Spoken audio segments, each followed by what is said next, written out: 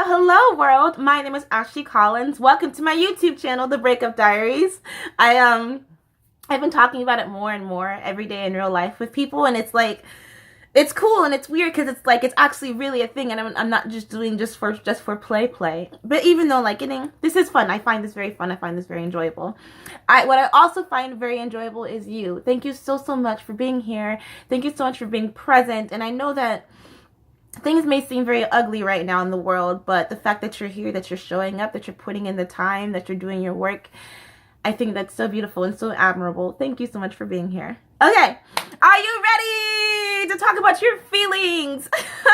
What I found is that like men don't really talk about their feelings. They really don't talk about their emotions. They don't wear their heart on their sleeve like women do. And I think that's just the way that they were raised. But do this, okay? Do this. And I did this in real life, and it was like, what the fuck? Try to talk to a guy about his favorite sports team, and you can't shut him the fuck up. You can't get him to stop talking. And what I hope for, what I really want is I want a guy to be as committed to me as he is to his team that always fucking loses. And I'm not talking about the one that like loses 1 or 2 games here or there. Like even the Patriots lose here and there, you know?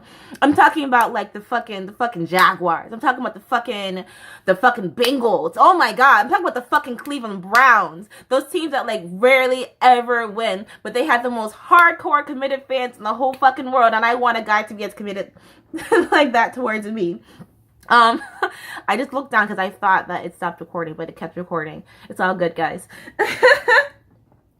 So with this video, what I intend to do, what I hope to do, is try to teach you how to communicate with your partner the same way you communicate your feelings to your TV screen or in real life if you like to go to the games. So something that women tend to do is we care too much about what people think about us. And if you think about it, athletes don't do that. Athletes could give 2 shits about what you think about them, because at the end of the day, they're going to make money. At the end of the day, if you stop going to the game, they're still getting paid regardless.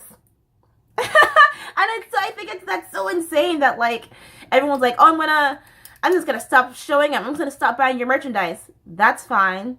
I'm still getting paid regardless. My family's fucking fed. I hope your family's fucking fed, because you're spending the money on the fucking ticket rather than feeding your fucking family. Someone had to say it. You're an emotional roller coaster. I get that a lot. But like, I think I'm just as decisive as Brett Favre is. Did I just make a sports reference? Was that good? Was that an accurate reference? Because Brett Favre is very like, do I want to retire? Well, he was very like, I want to retire. I don't want to retire. I want to retire. I don't want to retire. That was to help anyone that didn't understand the reference. This is why my comedic timing is so off, because it's like you shouldn't have to explain the joke. I'm never gonna be a comedian.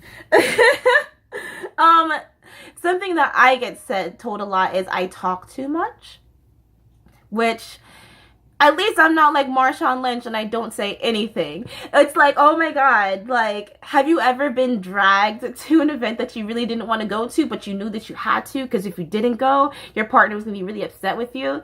So it's like, I'm here so I just don't get fined. I'm here just so my girlfriend won't be mad at me. And I think the problem is with relationships is people aren't direct. They use lots of open-ended questions and a lot of open-ended comments, you know? So instead of saying, would you like to come to this function with me? You should probably rephrase it as, I would really like it if you came to this event with me. It would mean a lot to me. And I think that it's just those direct things, being completely and utterly honest, about how it would make you feel. That's what would help alleviate a lot of tension in relationship, a lot of uncertainty in relationships, you know? So don't Marshawn Lynch your relationship up, okay, guys?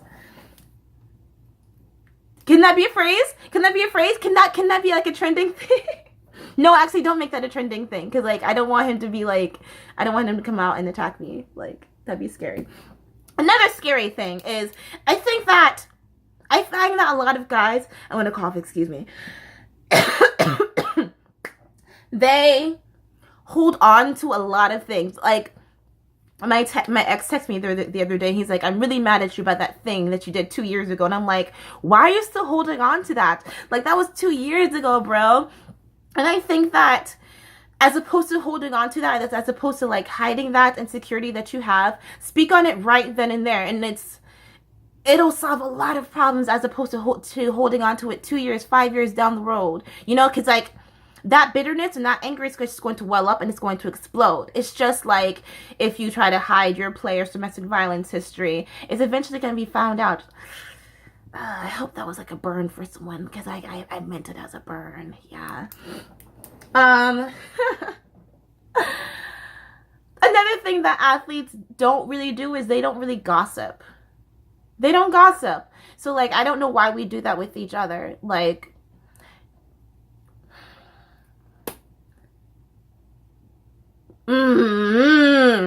if you are able to say it to your boys, you should be able to say it to me. Period. And I don't think that needs any further explanation. Like, if you're able to say that behind my back, why can't you say that in front of my face? Athletes don't do that, so you shouldn't either. What else did I want to say? Oh, I was talking to this guy, one of my guests at work, and he said that like after he's come home from a long day of work, the last thing that he wants to do is talk. And he phrased it as, I'm trying to download and process my day while you're trying to talk. I'm looking to just beer and chill. And I was like, that makes sense. You know, and some people are very, very, very verbal beings. Some people need to like just sit back and take that time to download and process their day. And I think that if you communicate that with your partner, that's great. That's saying that, hey, as soon as he gets home, he needs at least 30 minutes time to process. And then after that 30 minutes, then we can like discuss our day. And I think that's, you know, that's growth. That's progress in relationships, you know. You never want your relationship just to be stagnant. You know, you kind of need those ups and downs. You need those hilly moments. Like, I'm talking about very tiny hills. Like, I'm not talking about like something majorly overly huge. Like, you know, fucking, I was gonna say something, but that was gonna be a low blow. I'm just gonna fucking say it anyway. You don't want to do something huge and fucking overdramatic like fucking stealing crab legs. Like, that's gonna fucking ruin the relationship. But apparently, you know, people ignore when you do bad things. You can still get paid to do bad things, unfortunately. I really hope you know who I'm talking about. I just really don't like him. I really don't like him. Like, it's like, grow up. And I hate that phrase. I hate that phrase, grow up, because, you know, like, I think we're all children. But it's like, at some point, you know better. At some point, you know, like, you know what the right thing to do is, but you're choosing to do the opposite. And it's like, and I hate when people make excuses for that too. It's like, oh, well, you know, they grew up in the spotlight their whole life, so they had all this pressure to be perfect. But it's like, there is no pressure to be perfect. There is no pressure to be perfect. There should be no pressure to be a good person. It should just be something natural that comes to you. It should be something that's effortless. It's effortless. It should take nothing to be a good fucking person. It takes nothing to just like slow down when you see your granny crossing the street. That is your initial reaction should not be to fucking speed up. That's it. I have to calm down. Excuse me. Pardon me. Your job in your relationship is to deliver happiness to one another. Okay? So this football season, don't be neglectful of your partner. Make sure that you're always communicating with them just as much as you communicate with your TV screen.